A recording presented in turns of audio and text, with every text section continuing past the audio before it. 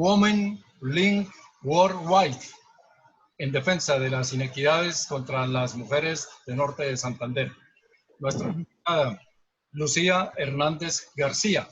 Ella es abogada de la Universidad del Rosario, especialista en Derechos Humanos y Derecho Internacional Humanitario de la Universidad Nacional, visitante profesional en la Corte Interamericana de Derechos Humanos y abogada en Women Link Worldwide.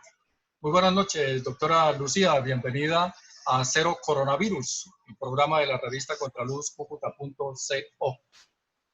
Buenas noches, Rafael, y buenas noches a todos los que están en este momento conectados. Es un gusto estar departiendo esta noche la mesa con ustedes. Gracias, doctora. Para decirle a nuestros internautas que la doctora Lucía está en Bogotá, nos atiende desde allá. Doctora, ¿qué es la Women Link Worldwide?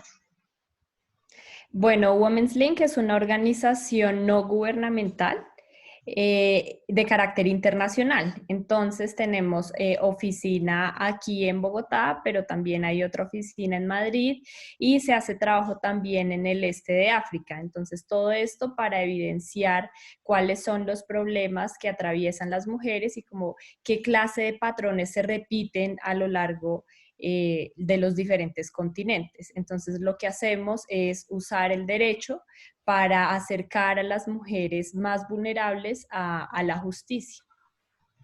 Y entre esos trabajos que se han llevado a cabo por parte de la organización, doctora Lucía, pues le pusieron el ojo a las mujeres en norte de Santander.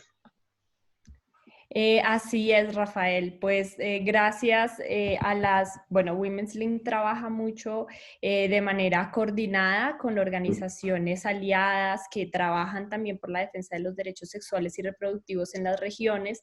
En este caso, por ejemplo, en norte de Santander, la corporación Mujer Denuncia y Muévete, pues hace presencia en la región y ha sido gracias a ellas que son las respondientes de primera mano y que que conocen los casos dramáticos que se están presentando en norte de Santander, con quienes hemos construido alianzas de cara a buscar problemáticas desde el derecho para estas situaciones pues realmente apremiantes y urgentes que se están presentando actualmente en norte de Santander.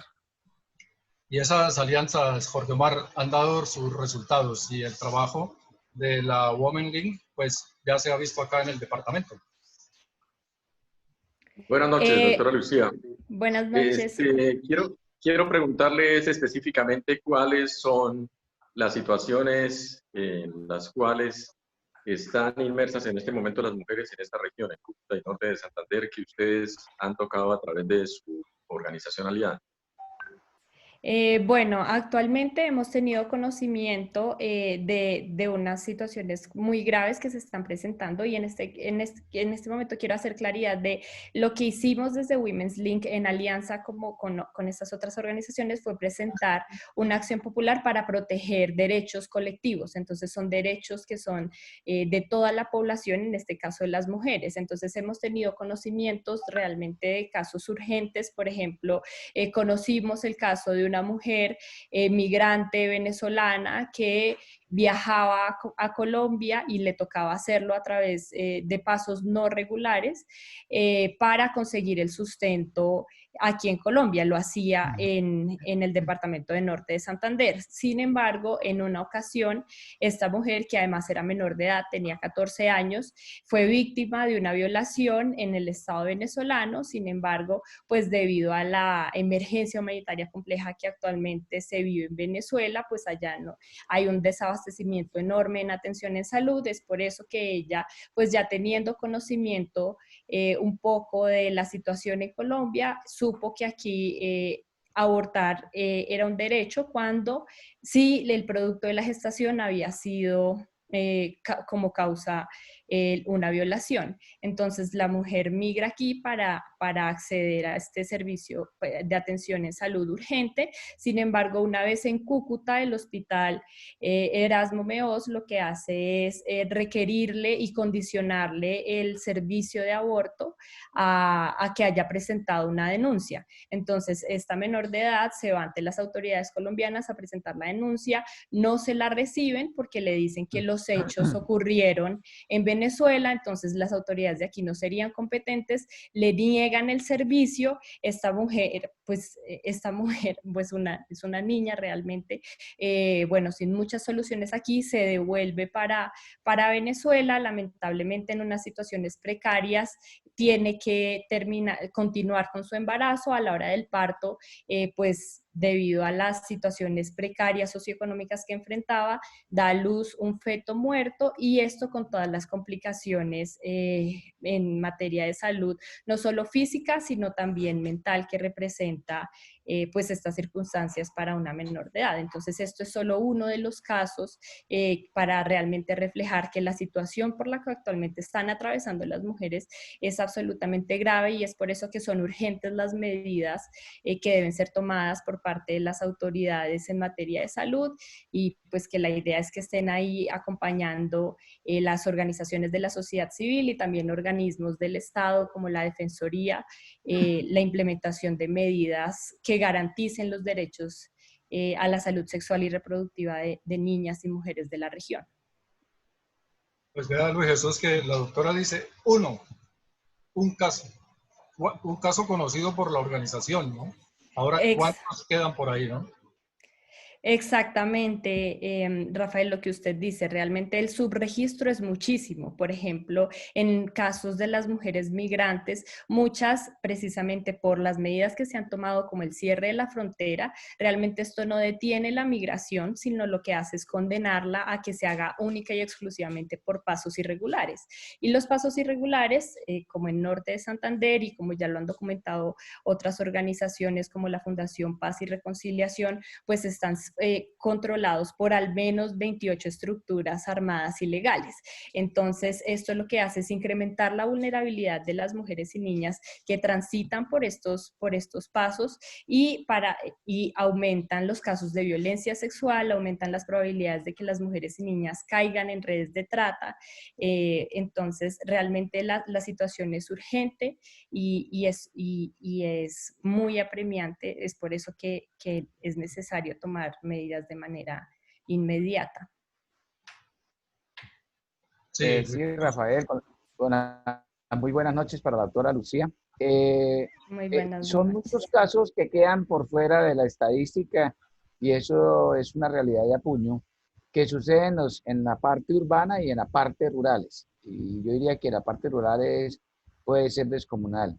Pero también tenemos en cuenta de que la situación que vive Cúcuta con la cuestión migratoria, pues también son muchos los casos que llegan a la ciudad de Cúcuta a solicitar estos servicios. Las acciones populares que se han establecido es para que el gobierno dé cumplimiento a algunas de estas necesidades que se presentan en las acciones de cumplimiento. El gobierno, doctora, ha respondido con los presupuestos suficientes, necesarios para la atención de toda esta población víctima de la violencia que usted nos está presentando.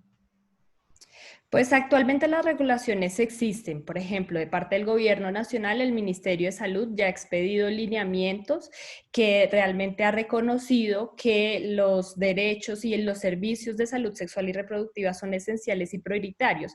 Y pese a que estamos atravesando por un momento de crisis donde pues precisamente por eso casi que la mayoría de los servicios en salud se están volcando casi que a atender única y exclusivamente la pandemia. Entonces hay lineamientos claros del Ministerio de Salud donde dicen estos servicios de salud sexual y reproductiva, como el acceso a anticonceptivos, como la práctica de interrupción voluntaria del embarazo, en las 3 circunstancias en las que es un derecho según las leyes colombianas, que valga la pena recordar que es en caso de que la vida o la salud de la mujer esté en riesgo, en caso de que el embarazo haya sido producto de una violación, y en caso de que el feto sea incompatible con la vida extrauterina. todos estos servicios se tienen que seguir prestando. Sin embargo, pues precisamente la Acción Popular está ahí para hacer también un llamado al Ministerio de Salud, diciéndole que es necesario que le haga seguimiento a todos los lineamientos que ya ha expedido, para que estos lineamientos no se queden simplemente en las regulaciones, en el papel de las circulares y resoluciones que expide el Ministerio de Salud, sino que sean una realidad en las regiones. Entonces, precisamente, esta acción es un llamado a que las entidades territoriales cumplan con los lineamientos y la normativa que ya existe. Es decir, en Colombia esto ya es un derecho, son derechos que de toda la población, incluso independientemente de que sea población migrante venezolana, de que no tenga papeles, el acceso a estos servicios es esencial y es urgente, y es por eso que las autoridades tienen la obligación de garantizarlos. Pero no debería necesitarse, doctora, una acción popular para garantizarles esos derechos a las mujeres. De acuerdo, no debería, simplemente o sea, las normas están ahí y habría que cumplirlas. Sin embargo, pues en casos como estos, donde los derechos no se están viendo garantizados, pues también las leyes colombianas nos permiten desde la ciudadanía entablar acciones para exigir el cumplimiento de esos derechos que no se están viendo garantizados. Sí, Jorge Omar. Doctora, en el caso que usted expone, ¿en qué momento se le vulneraron los derechos a la paciente? Bueno, la acción popular realmente está, como es una acción que tiende a proteger los derechos de muchas personas, no necesariamente estamos presentando un solo caso.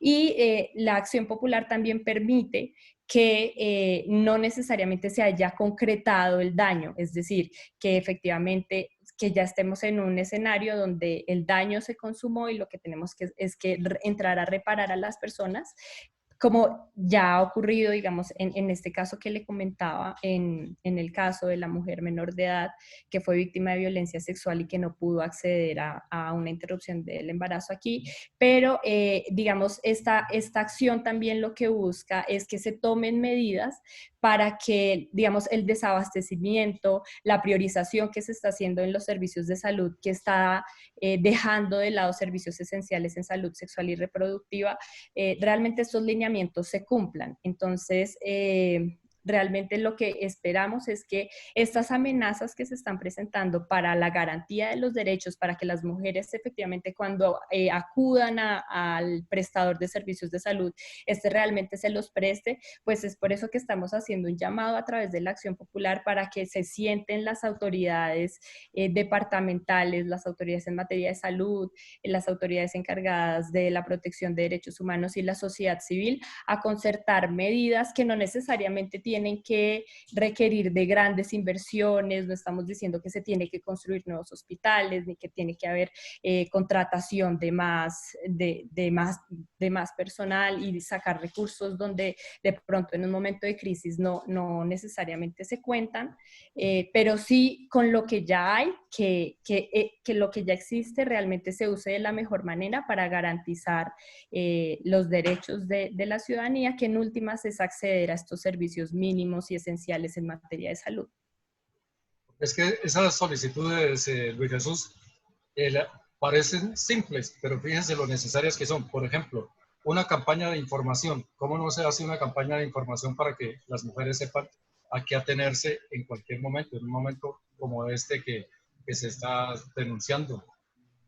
Sí, efectivamente, de información y de prevención. Mire que dentro de en las acciones populares tenemos un caso, el caso de Sol, una mujer que tuvo un embarazo con dificultades y al término de su parto le dijeron que no podía tener más hijos, pero ella quedó embarazada nuevamente y al tener riesgo de su vida solicitó terminar el embarazo y no fue posible. Pero ¿por qué si a esa paciente se le advierte que no puede tener más hijos porque corre riesgo su vida? ¿Por qué no se tomaron las medidas, cómo se llama, médicos profesionales, médicas, por ejemplo, de operar a esa señora para evitar posibles embarazos? Porque no se puede ir contra la conducta. Es que ¿quién se embaraza? Se embaraza la mujer. Es que ahí está el problema. Y ahí también entonces va el problema del aborto, ¿cierto? Si las mujeres evitaran el embarazo, tendríamos la discusión sobre el aborto. No habría. Pero las mujeres, bueno, dentro de su libertad pueden quedar embarazadas y luego alegan que quieren dar término al embarazo. Entonces siempre las medidas preventivas en esto y en todas las cosas que se ven en medicina son prioritarias porque se anticipan a los hechos. Entonces, en el caso que usted está exponiendo, se le advirtió necesariamente a la señora sobre el riesgo que tenía de un próximo embarazo, porque ella misma no tomó de manera responsable las medidas para evitar el embarazo. Pues usted plantea que le hubieran podido haber hecho una cirugía de esterilización, pero eso debió haberlo pedido ella, ¿cierto? Porque eso le garantizaría en un alto porcentaje las posibilidades de no tener un nuevo embarazo. Recuerden que aún las cirugías de esterilización pueden haber embarazos en un porcentaje muy bajito, pero hay reportes de eso. Entonces, yo pienso que hay que también concientizar a las personas que en un momento llegan a ser sujeto de ser víctimas, cuál ha sido su conducta previa. Y ese es un punto que también hay que tomar en cuenta y considerar. Yo no sé si ahí me permiten Sí, sí, una doctora. acotación respecto de lo que comentaba el doctor Jorge. Bueno, digamos, yo creo que cuando hablamos de salud sexual y reproductiva realmente es un ámbito amplio, ¿sí? No es solamente el acceso al aborto, por ejemplo. Realmente, digamos, ahorita sí pareciera simple, como bueno, y si más embarazos le van a ocasionar más problemas, entonces simplemente porque no esterilizar y ya. Bueno, primero, como lo comentaba, el doctor Jorge, esto pasa por el consentimiento de la mujer, pero segundo porque la salud sexual, porque es importante la salud sexual y reproductiva precisamente porque redunda en asegura mejores niveles de vida de la población en general. Entonces, no es solamente la denegación de acceso a la interrupción voluntaria del embarazo, sino es el desabastecimiento en acceso a métodos anticonceptivos. Estamos hablando de muchas veces de mujeres que tienen que decidir entre comprar la bolsa de leche y huevos para los hijos y métodos anticonceptivos. Entonces, realmente la planificación familiar realmente no es una opción, sino se convierte en un lujo privado de aquel que pueda acceder. Entonces, realmente la salud sexual y reproductiva está asociada a algo muchísimo más amplio y que es una garantía no solo de la libertad de la ciudadanía, porque también esta libertad, pues como en los términos que lo mencionaba ahorita el doctor Jorge, de yo decido si planificar o no, eso también pasa por qué tanta disponibilidad y bienestar social existe para que realmente eso sea una decisión autónoma. Muchas veces, si yo me encuentro en una situación precaria socioeconómicamente, pues difícilmente se va a decir que estas decisiones en materia de salud sexual y reproductiva son parten realmente de la decisión de cada persona. Digamos, otro de los casos está el caso de una mujer migrante, que para efectos de este momento podemos denominar el caso de Ruth, que fue una mujer también menor de edad, que emigraba hacia Colombia en busca del sustento para ella y tenía a cargo a su hermano menor de edad también. En el tránsito de nuevo por un corredor irregular fue víctima de violencia sexual por 3 hombres y producto de la violación queda en estado de embarazo. Entonces llega a Colombia solicitando y concretamente a Villa del Rosario solicitando la interrupción voluntaria del embarazo, pero aquí en Villa del Rosario se la niegan porque no cuentan con los insumos básicos. Entonces son mujeres que se tienen que trasladar a otras ciudades. En todo este traslado además hay un montón de trámites burocráticos que dilatan y extienden las semanas de gestación. Entonces todo esto hace todavía más difícil la intervención porque ya tiene que ser más invasiva.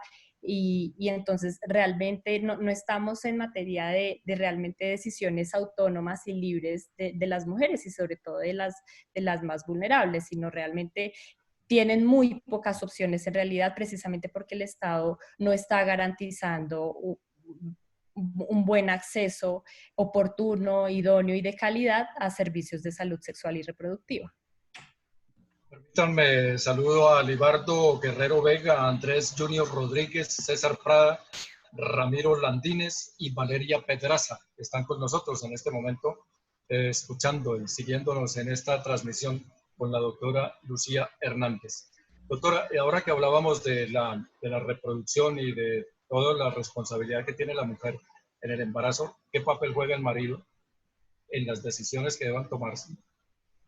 Bueno, primero esto es, digamos, la salud sexual y reproductiva, por ejemplo, la planificación familiar es un asunto de corresponsabilidad, ¿no?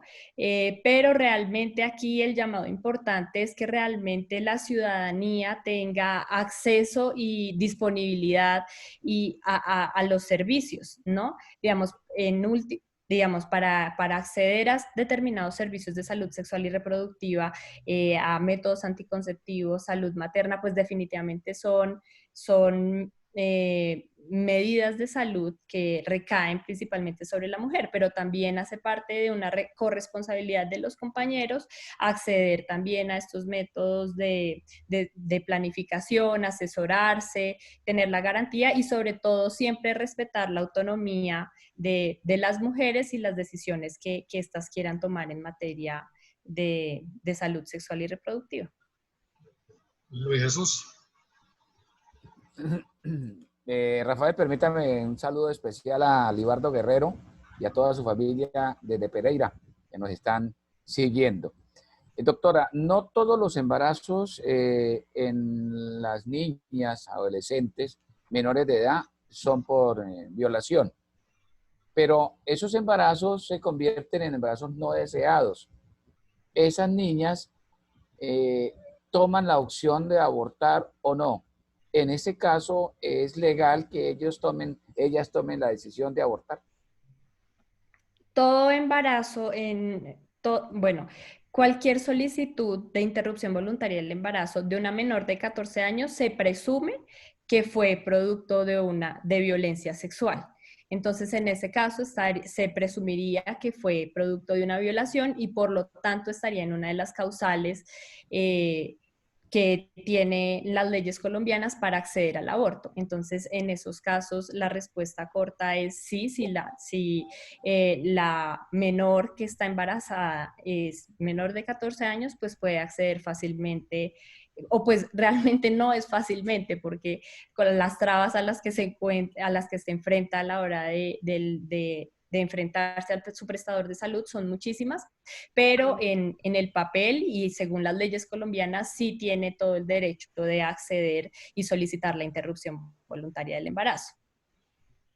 Otro problema que denuncia la organización Women's Link, doctora, es el caso de las mujeres en el Catatumbo, que son violadas, que son abusadas y que quedan embarazadas y no reciben la atención acá en Cúcuta. Exactamente, bueno, también como lo estábamos conversando previamente, pues uno de los temas que azota al departamento pues es el tema del conflicto armado, donde pues el Catatumbo pues es un epicentro del desarrollo de la violencia sociopolítica que vive nuestro país, y esta violencia recae de manera diferenciada y tiene efectos desproporcionados sobre las niñas y mujeres. Entonces estamos hablando de que son mujeres y niñas que son violadas sistemáticamente a manos de actores armados. Entonces es por eso que exigirles a estas mujeres una denuncia penal cuando ellas van a tener que volver a la zona, en este caso al Catatumbo, en donde están los actores armados, en donde ellos son los que ejercen el control territorial de la zona. Entonces, exigirles una denuncia para que puedan acceder a los servicios de salud que son urgentes, que pasan es que no es solamente el acceso al aborto, pasan porque tengan atención psicológica, porque puedan acceder a pruebas para determinar si producto de la violación contrajeron alguna infección o enfermedad de transmisión sexual. Entonces, es todo esto lo que están viviendo las mujeres y lo que están atravesando, y lamentablemente los prestadores de salud no están dando abasto y no están respondiendo de la manera en la que deberían para atender la situación. Pues todo esto pinta una situación grave, Jorge Omar. Sí, pero es que todos los abortos que autoriza la ley deben documentarse, ¿no, doctora? En el caso de las violaciones debe haber una denuncia. Por eso es que en el caso que usted expone, pues me imagino que quienes tuvieron el caso en sus manos desde el punto de vista de atención médica hicieron eso. ¿Por qué? Porque se corre el riesgo de que cualquier persona, cualquier mujer embarazada, llega a decir que quiere interrumpir el embarazo porque ha sido producto de una violación.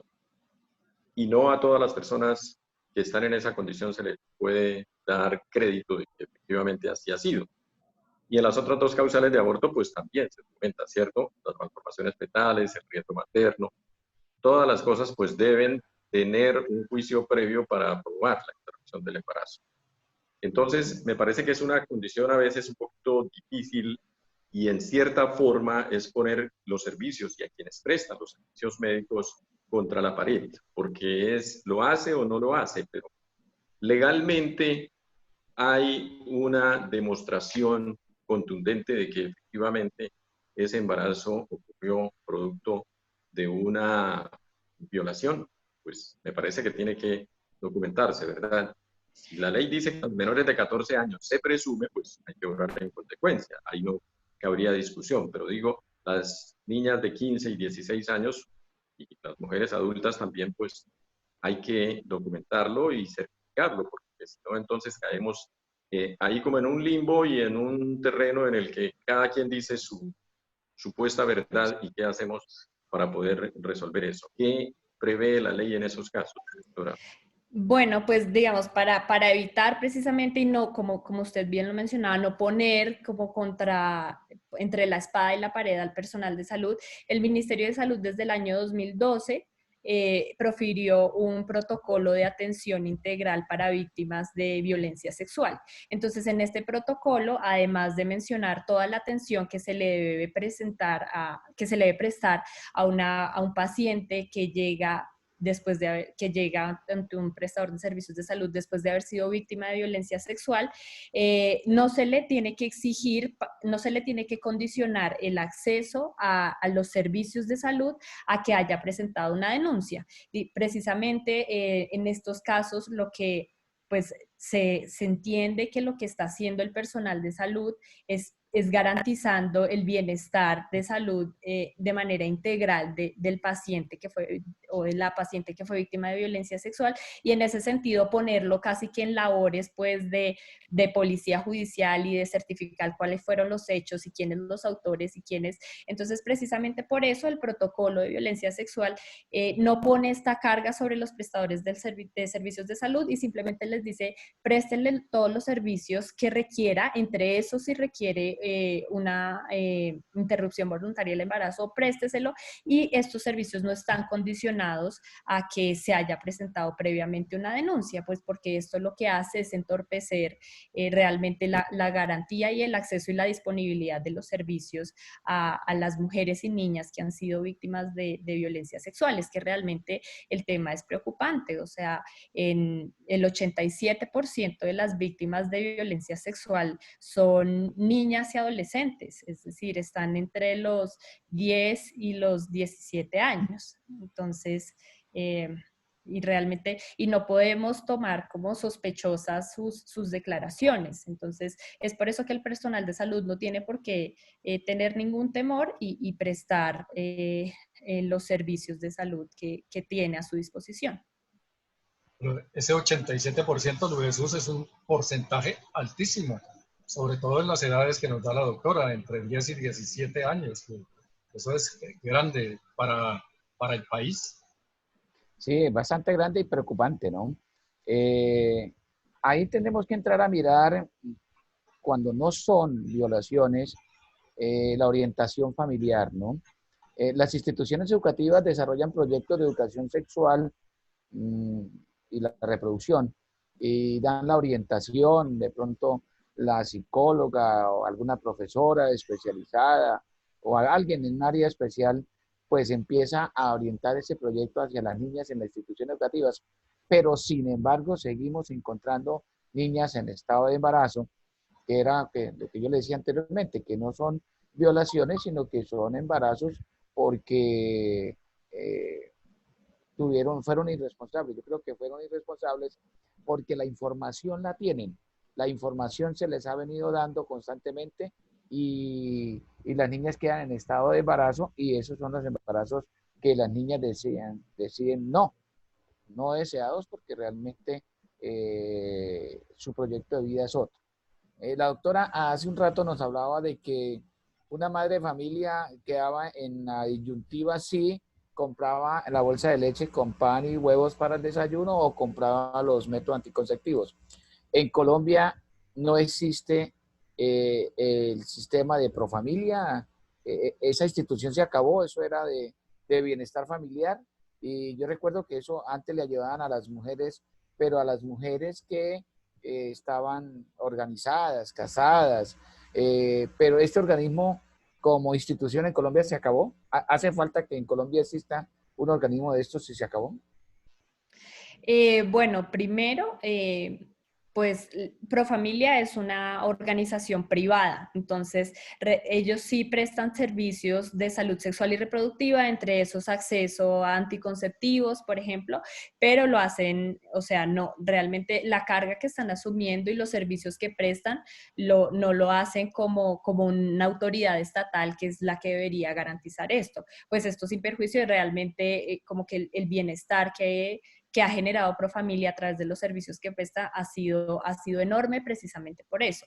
Entonces, pero sin embargo, precisamente por su capacidad, porque es un ente privado que con recursos limitados, pues no da abasto para garantizar, ni tampoco tiene la obligación, aunque ha apoyado muchísimo y lo ha hecho muy bien, tampoco tiene la obligación de ser el primer respondiente para garantizar el acceso a la salud sexual y reproductiva. Y en este punto también quisiera como poner de presente que no es una responsabilidad única y exclusivamente de las mujeres, ¿no? O sea, es decir, a lo que me refiero es que no es solo que recaiga en ellas la carga de, bueno, entonces la carga de garantizar su propia salud sexual y reproductiva, sino que esto realmente pasa porque el Estado garantice y realmente exista disponibilidad de acceso a servicios de salud sexual y reproductiva, que realmente, digamos, el tema ahorita precisamente con ocasión de la pandemia nos hemos dado cuenta la deficiencia de información y cómo circula actualmente la información, principalmente por vías por internet y esto pasa por tener acceso a conectividad y realmente en conectividad estamos en un estado bastante precario. Entonces realmente pensar que pasa por la responsabilidad individual y la persona que no está accediendo es porque no quiere, es realmente desconocer problemas, desigualdades que enfrenta Colombia hace muchísimo tiempo y que con ocasión de la pandemia se han incrementado. Y entre estos problemas de desigualdad muy latentes en el departamento, por ejemplo, para mujeres rurales, mujeres víctimas de violencia del conflicto armado, perdón, mujeres migrantes. Entonces, realmente no hay tanto como pensamos si son problemas estructurales, no tanto como de la voluntad de cada persona. Permítanme, saludamos a Sonia Mesa, Reinaldo Fuentes y Betty Yasmir Rincón, que también siguen este diálogo que sostenemos esta noche con la doctora Lucía Hernández, abogada de la Women Link Worldwide. Doctora, en el informe que ustedes presentaron hablan del contexto en cuarentena y permítame leer este párrafo por Domar y Luis Jesús, que me parece que es descriptivo. En el contexto de la cuarentena, muchas mujeres han sido violadas simultáneamente por diferentes hombres, en manada. Son secuestradas por días, son violadas, humilladas y sometidas a prácticas atroces, como empalamientos. Las mujeres llegan a los hospitales pidiendo ayuda con desgarros, enfermedades de transmisión sexual y embarazos no deseados.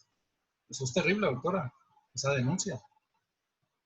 Sí, es que es realmente preocupante y lo terrible es eso, es que precisamente hoy por el tema de la atención de la pandemia y porque todos los servicios de salud se están volcando a atender única y exclusivamente a pacientes con COVID o con sospecha de la COVID-19, que también es un problema urgente, pues están desconociendo y están permítame el término coloquial, están pasando de agache estas otras atrocidades. Es que realmente primero, el conflicto armado en la región se ha recrudecido y ustedes, pues bueno, esto no estoy diciendo nada nuevo. Y por otro lado, medidas como las del confinamiento, lo que han hecho es que las mujeres pasen más tiempo junto a sus agresores. También, digamos, cifras de medicina legal han demostrado que más del 70% de los casos de violencia que se presentan en contra de las familias están dirigidas en contra las mujeres. Entonces, realmente las medidas que se han tomado con ocasión de la pandemia, la priorización de servicios por parte de los prestadores de salud está dejando de lado y está promoviendo que estos crímenes, como los que usted acaba de relatar, las violaciones sistemáticas y en manadas a mujeres, se sigan perpetuando en presencia como de un Estado indolente y ausente. Jorge Omar. Doctora, usted dice que las medicaciones o las ayudas que puedan darse por parte del sistema de salud no se están suministrando apropiadamente a las mujeres en edad reproductiva, bien sea que éstas acudan a una EPS o una ARS tratándose de régimen contributivo o subsidiado. Porque, se lo pregunto es porque yo tenía entendido que sí se les suministran las ayudas desde ese punto de vista de planificación, bien sea con métodos farmacológicos, tabletas, inyecciones, implantes o dispositivos intrauterinos o métodos de barrera como los preservativos. Pero no sé si es que eso haya cambiado y que ustedes en su organización tengan informes que nos digan que eso no se está cumpliendo. Pues bueno, aquí de nuevo reitero todo el apoyo que hemos tenido y la información que tenemos gracias a nuestras aliadas, la Corporación Mujer Denuncia y Muévete, pero también la Defensoría del Pueblo allí en Cúcuta, donde realmente si bien esto existe y está plasmado y se supone que son indicadores con los que deben cumplir prestadores de salud, actualmente los suministros y los recursos del sistema de salud se están volcando sobre todo precisamente a la atención de la pandemia. Entonces eso hace que exista desabastecimiento a la hora de prestar, digamos, servicios de anticoncepción. Por ejemplo, de nuevo volviendo a la aplicación del protocolo de violencia sexual, que contiene que a las víctimas se les deben suministrar anticonceptivos orales de emergencia, pues muchos hospitales, como en Villa del Rosario, en Pamplona, simplemente dicen no tengo suministros y no le puedo facilitar anticoncepción oral de emergencia porque no tengo, precisamente porque hay una priorización en los recursos que descuida y desatiende la salud sexual y reproductiva. Entonces hoy en la práctica no es, pese a que tienen la obligación, eso no está pasando. Luis Jesús. Doctora, cuando esos derechos son violados a las mujeres, pues los abogados, están ustedes para interponer algunas acciones. En este caso, acciones de cumplimiento. Personalmente habrán derechos de petición, acción de tutela, para que se le cumplan esos derechos. Las EPS sí atienden esos requerimientos de orden judicial, porque es que muchas veces uno ve EPS, y aquí ya tuvimos un caso de una muchacha con dificultad en salud que incumplen. Ahí está el incumplimiento de las tutelas. En este caso de las niñas con esta situación grave, ¿las EPS cumplen estrictamente o también, como decimos los costeños, maman gallo y toman el pelo y no cumplen?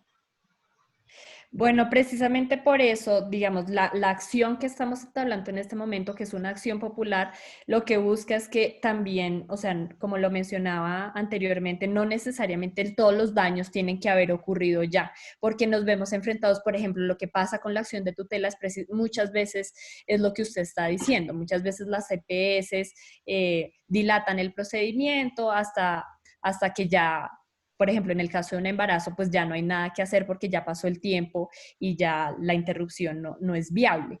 Pero entonces, precisamente por eso, lo que busca esta acción popular es que realmente en un diálogo se sienten las autoridades sanitarias y de ahí, y a través de, y por intermedio de ellas también las entidades promotoras de salud y las IPS para ver cuál es la mejor manera de cumplir estos lineamientos y de garantizar mayor cobertura, mayor accesibilidad y mayor disponibilidad de los servicios. Entonces, esto también es una acción preventiva, no es solamente pues sí, pues digamos, en los casos de los que ya hemos hablado y donde los daños ya se han consumado, pues la idea es que este tipo de casos no se repita y por eso es necesario y urgente este diálogo, es necesario y urgente que se hagan las campañas de difusión para que el personal de salud conozca, por ejemplo, que en casos de violencia sexual no están obligados a exigirle una denuncia a la víctima, pero también que las mujeres sepan que esto se trata de un derecho, es decir, que no están acudiendo a su prestador de servicios de salud pidiendo favores, sino que se tratan derechos y que por lo mismo tiene el prestador de servicios de salud tiene la obligación de garantizarlo. Por ejemplo, en el caso de mujeres migrantes en condición irregular y que por lo tanto no están aseguradas, el Instituto Departamental de Salud tiene la obligación de garantizar los traslados para que estas mujeres puedan acceder a los servicios que requieran. Entonces, realmente es una medida que busca es precisamente eso, cómo evitar que más daños se sigan consumando en contra de las mujeres y las niñas.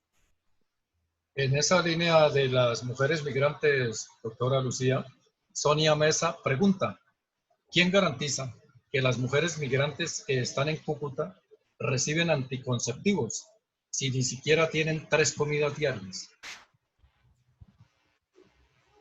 Bueno, muchas gracias a Sonia por la pregunta porque es muy pertinente y efectivamente, pues para eso es que tiene, digamos, ya las leyes colombianas han reconocido que las autoridades nacionales tienen y las autoridades en materia de salud tienen la obligación de garantizarle servicios de salud de urgencia a las mujeres migrantes independientemente de que estén con papeles o no tengan papeles. Entonces, eso por un lado en cuanto a servicios de salud urgentes para estas mujeres, es decir, no importa si estén o no afiliadas al sistema de salud y que no sean nacionales, eso no tiene nada que ver porque estamos hablando de derechos de todas las personas que están en el territorio nacional. Entonces, que estas mujeres tengan claro precisamente que independientemente de su situación migratoria, aún así, las autoridades nacionales tienen la obligación de garantizarle el acceso a estos servicios de salud sexual y reproductiva. Doctora, ¿qué decir de quienes piensan que las mujeres, por la manera de vestir, buscan la violación cuando llevan un pantalón corto, cuando llevan una blusa corta y dicen, por ir vestidas así, es que les pasa lo que les pasa? Pues, Rafael, sí, definitivamente, digamos, estas son afirmaciones que primero están basadas en estereotipos de género que hacen muchísimo daño, porque en últimas, digamos, a ustedes nadie les está diciendo cómo se tienen que vestir o de qué color tienen que llevar la camiseta para no verse sometidos y después que la culpa de la violencia sea de ustedes, ¿sí? En últimas, o sea, cuando digo ustedes es porque estoy hablando con un panel mayoritariamente masculino. Pero, pues,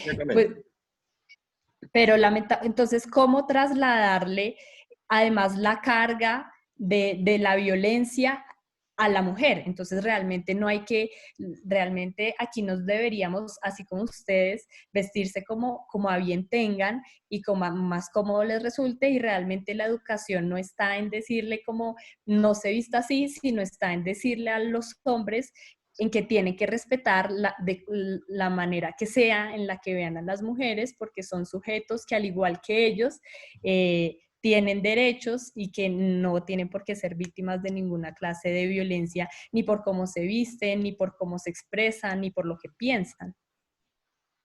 Porque ese estereotipo, Jorge Omar, se da en cualquier estrato social. Eso no es de alguien especial, sino del 1 al 6. Obedece también mucho a los ancestros nuestros, ¿no? Somos un país con un arraigo machista muy grande, que pues en algunas partes de la población uno ve que eso ya ha ido cediendo y respetamos a las mujeres como hay que respetarlas. no se acepta desde ningún punto de vista la violencia de género, y en eso estamos completamente de acuerdo. Pero las condiciones nuestras, usted ha hecho hincapié en eso, doctora Lucía, son diferentes al resto del país. Las mujeres migrantes y la violencia que ocurre al norte del departamento en toda la zona del Catatumbo. Y ya usted nos ha expuesto cuáles son las condiciones de vulnerabilidad en que están las mujeres, cuáles son las violaciones a las cuales se les está sometiendo.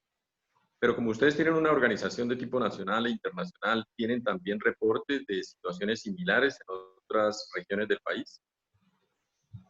Sí, definitivamente. O sea, digamos, estas problemáticas y estas vulnerabilidades de las que estamos hablando o sea, se repiten en otras regiones del país.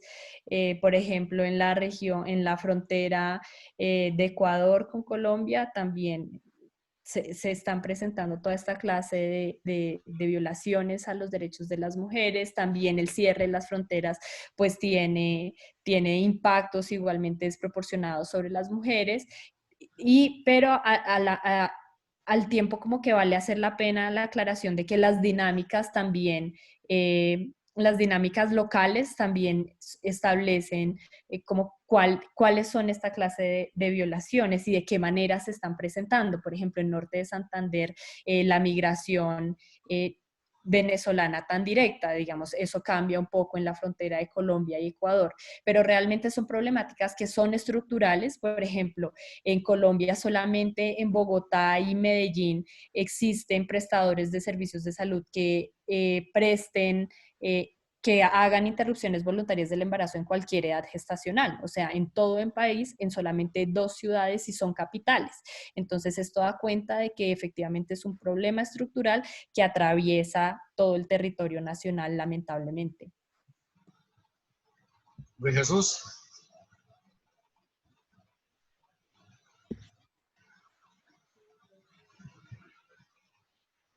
Excelente la información que la doctora nos ha estado otorgando, pero me surge la pregunta, ¿dónde buscarla?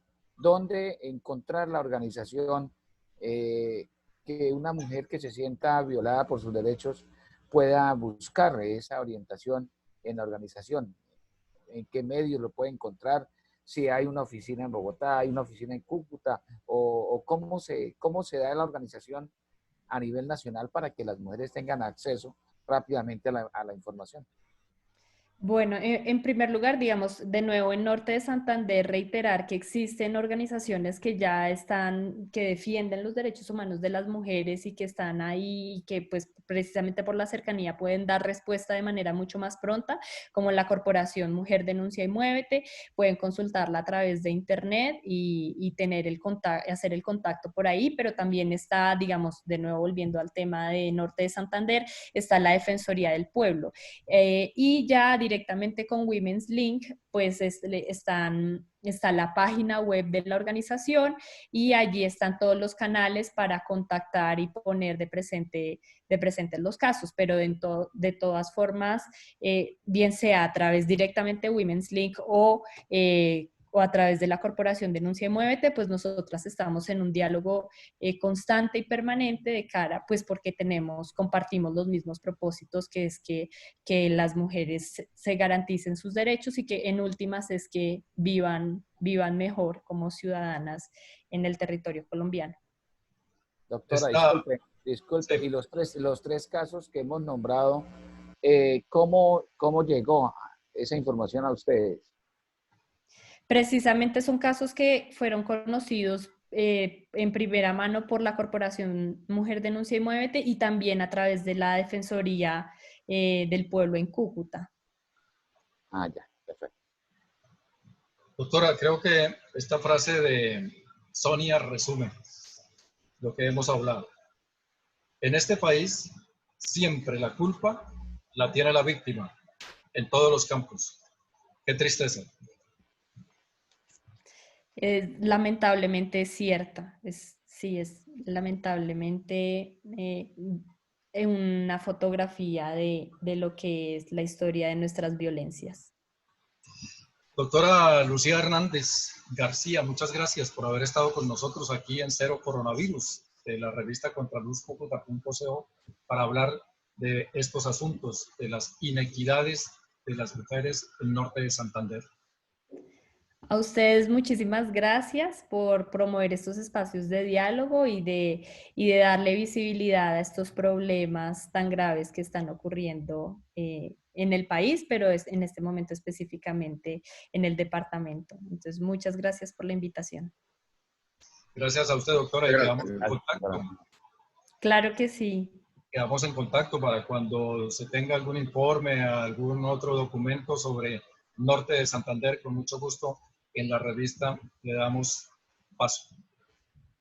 Perfecto, muchísimas gracias. Es clave poder contar con medios que hagan divulgación de esta información y estos acontecimientos lamentables. Pues, doctora, muy gentil. Buenas noches. Buenas noches, hasta luego.